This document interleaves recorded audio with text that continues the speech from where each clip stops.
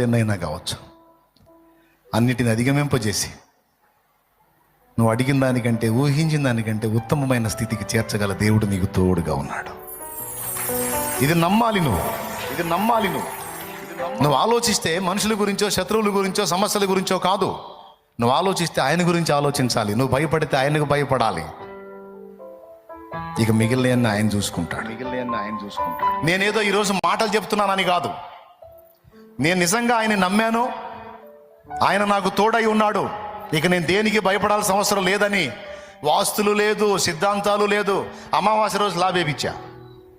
మొన్న ఇల్లు కట్టంటే అమావాస్య రోజు లాభేపించా. ఎవడని నేర్పిస్తారా చెప్పు? మరి దమ్ముంటే చెయ్యి.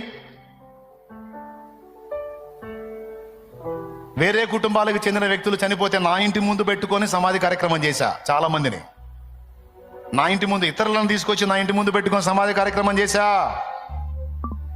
తెస్తావా మరి నీది కాని వ్యక్తిని నీ ఇంటి ముందు పెట్టుకుంటావా? దమ్ముందా? ఈశాన్యం మోస్తావా? దమ్ముందా? దడా పోతానేమో అని చెప్పు. మరి వాస్తు మీరుతావా? మీరు చూపించా, ఆధారాలు ఉన్నాయి. భర్త చనిపోయిన విధవరాలు 3 రోజులు కూడా కాకుండా